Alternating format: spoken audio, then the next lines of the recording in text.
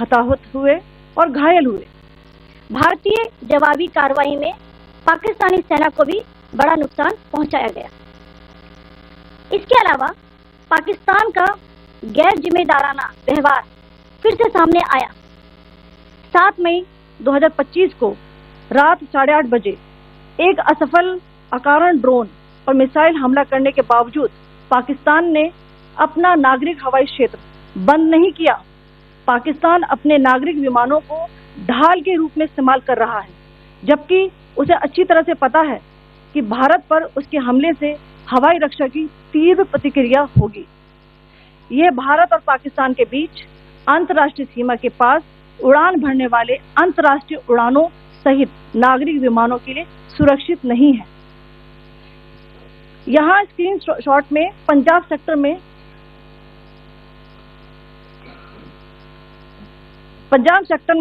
High air defence alert स्थिति के दौरान एप्लीकेशन फ्लाइट रडार 24 का डेटा दिखाया गया है। जैसा कि आप देख रहे हैं यहाँ पर भारतीय पक्ष का हवाई क्षेत्र घोषित बंद के कारण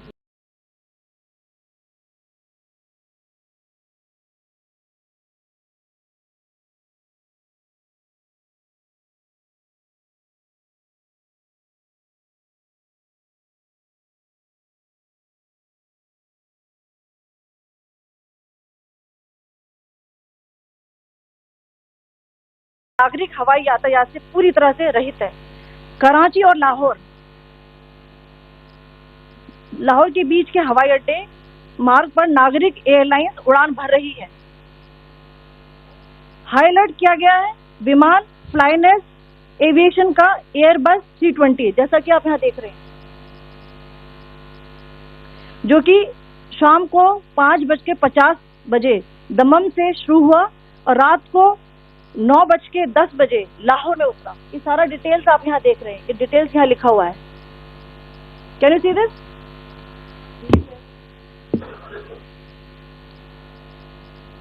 भारतीय वायुसेना ने अपनी प्रतिक्रिया में काफी संयम दिखाया और इस प्रकार अंतर्राष्ट्रीय नागरिक विमान सेवा की सुरक्षा सुनिश्चित की। धन्यवाद। जय Hind.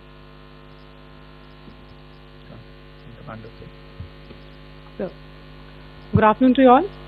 On the intervening night of 8th, 9th May 2025, Alber School is within the academic world what Edmond de Rothschild is within the world of finance. This is about being disruptive, changing the rules, being conviction-led with a very clear purpose. And this is about looking for impact. My name is Stéphane Voyer. I have the privilege to be the global head of human resources for Edmond de Rothschild Group. If we want the leaders of tomorrow to properly lead the world and the industry and the business, we need to make sure we rely on data. I think Alber School is at the right place at the right moment when it comes to data management. I think one very distinctive practice from Alber School is the quality of the deep dive that we could compare versus what we call case studies. I think Alber School goes further.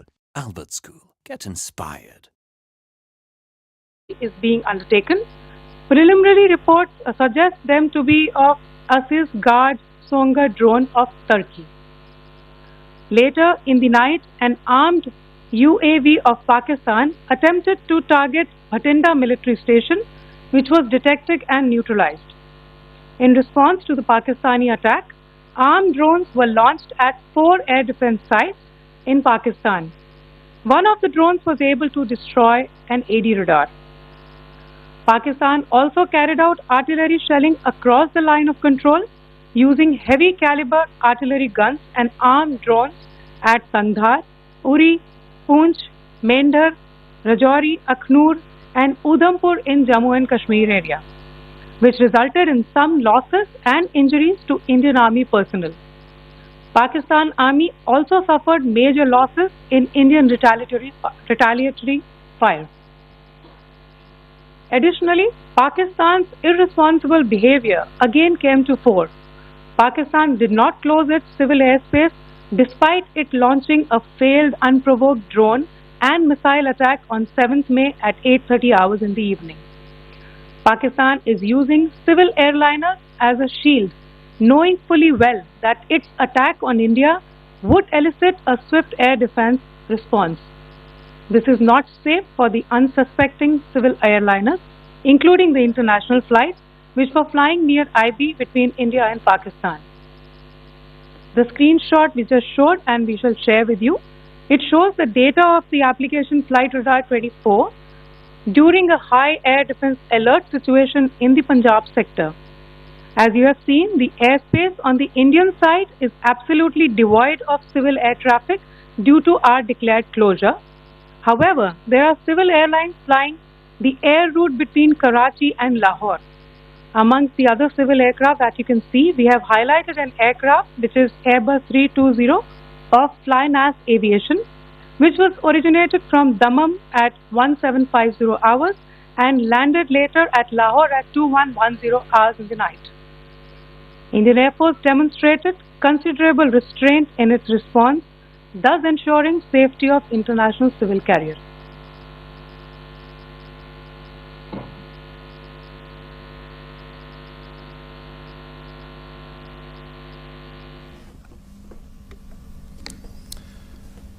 Thank you, Colonel Qureshi, Wing Commander Singh.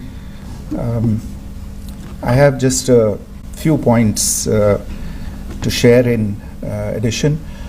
कल रात की पाकिस्तानी सेना की कायरतापूर्ण गतिविधियों से आपको colonel Qureshi और विंग कमांडर सिंह ने पहले ही अवगत करा दिया गया है.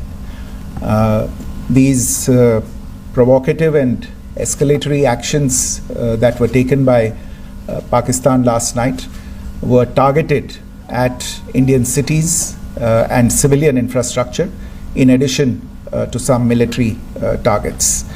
The Indian armed forces responded proportionately, adequately and responsibly. ये जो हमले हुए कल रात को भारतीय सैन्य इकाइयों ने पर्याप्त रूप से और एक जिम्मेदाराना रुख अपनाते हुए इन हरकतों का उत्तर दिया.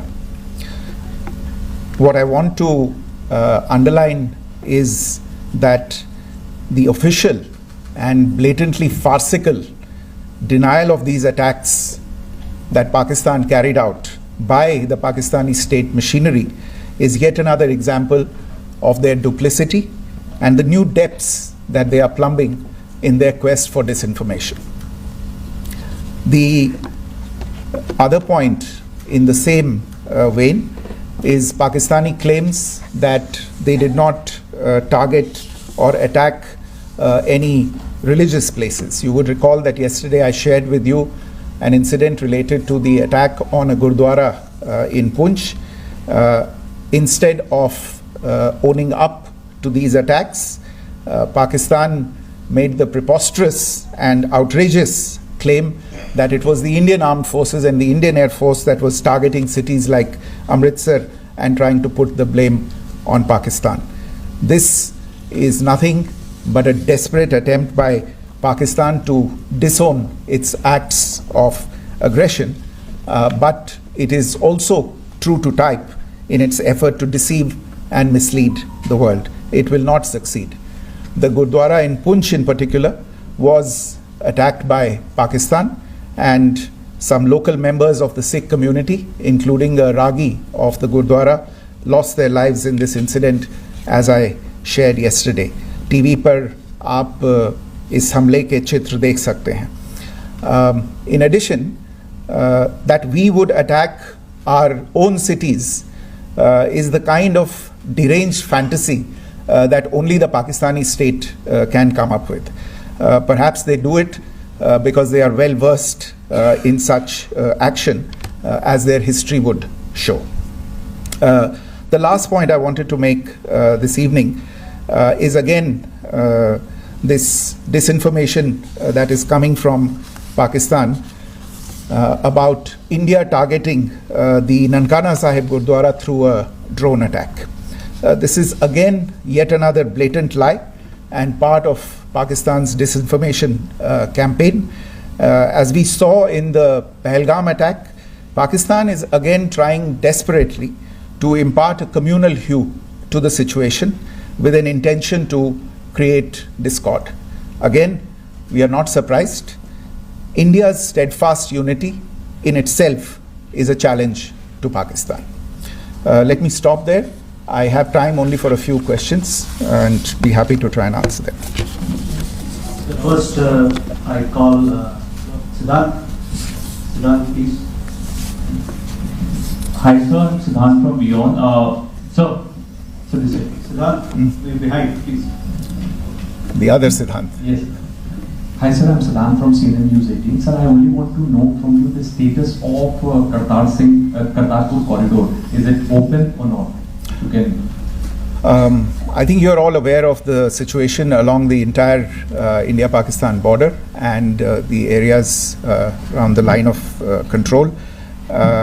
In view of the existing security scenario, the services of the Kartarpur Sahib corridor have been suspended till further directions.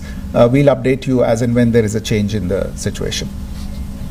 You have a question here, Rishabh?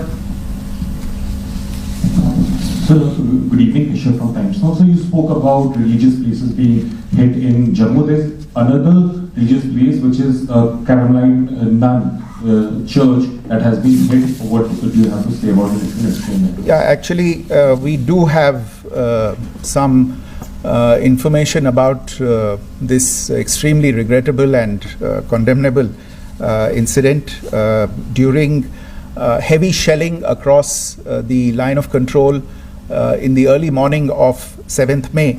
A shell fired from Pakistan landed just behind the Christ School run by the Carmelites of Mary Immaculate congregation in Puj. Tragically, the shell fired from Pakistan hit the home of 2 students of the Christ School. Both students unfortunately lost their lives and their parents were severely injured. Another Pakistani shell struck a Christian convent of nuns belonging to the congregation of the Mother of Carmel, damaging water tanks and destroying solar panel infrastructure. Several priests, nuns, school staff and local residents took refuge in an underground hall beneath the Christ School during the shelling by Pakistan.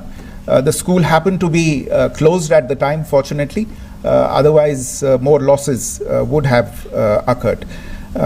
Again, we have seen the Pakistani side targeting and shelling places of worship with a particular design. This includes gurdwaras, these convents and temples.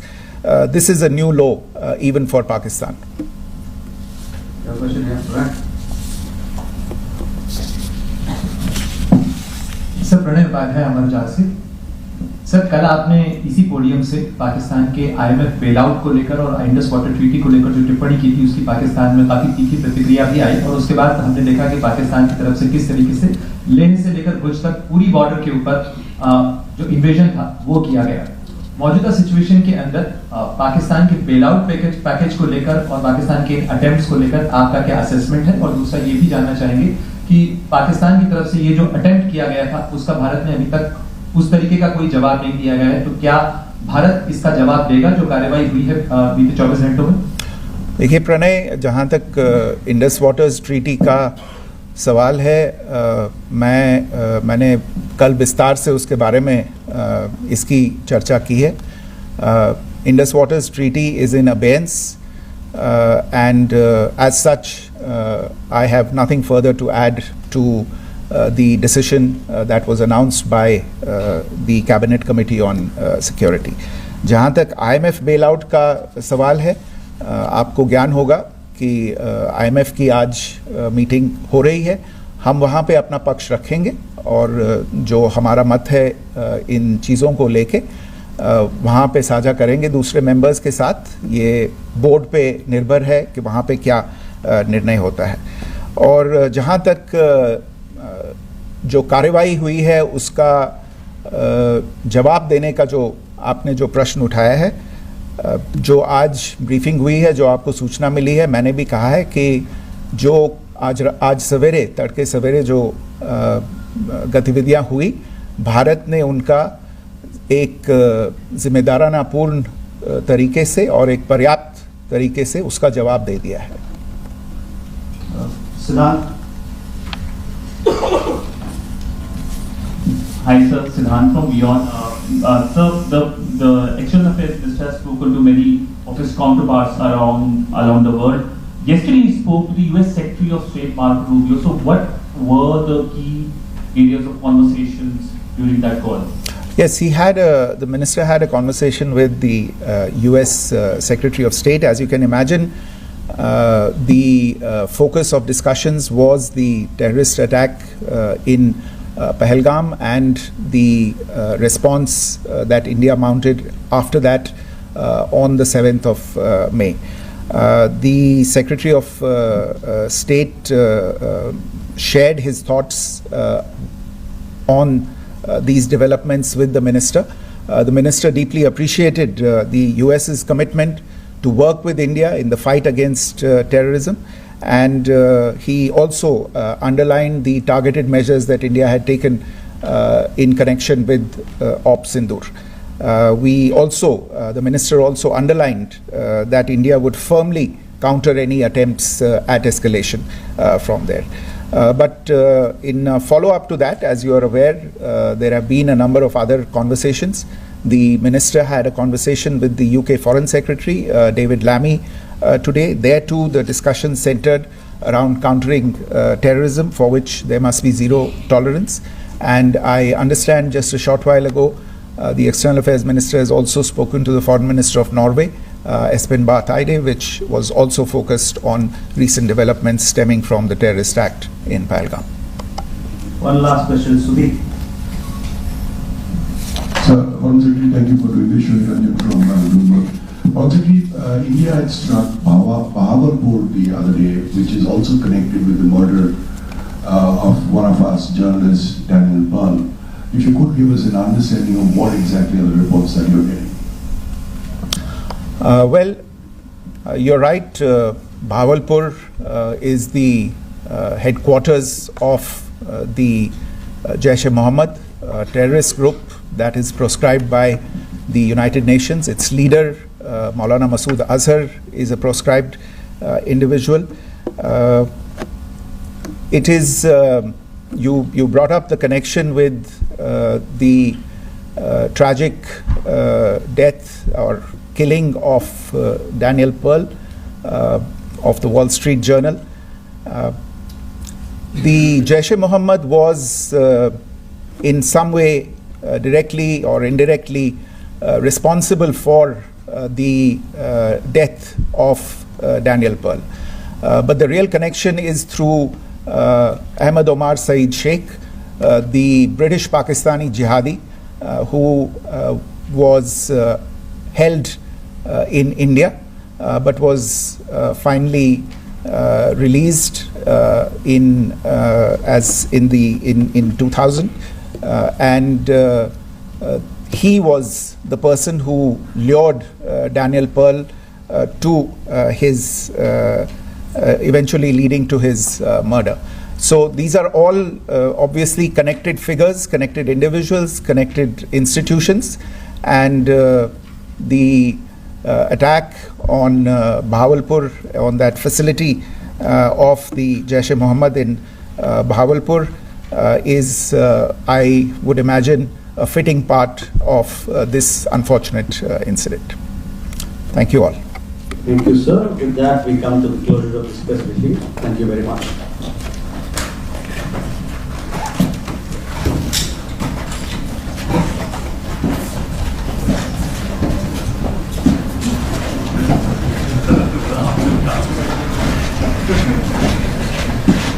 Briefing by Foreign Secretary Shri Vikram Mishri on the ongoing developments around Operation Sindoor. We are also joined by Colonel Sophia Qureshi and Wing Commander Vyomika Singh. With that, I hand over the floor to Foreign Secretary. Sir, over to you. Thank you, Randeep. नमस्कार, good afternoon, आप सबका स्वागत है। और मैं सबसे पहले अनुरोध करूंगा कर्नल सोफिया कुरैशी से कि वो आपको आज तड़के सवेरे से हुई घटनाओं से अवगत कराएं। कर्नल कुरैशी।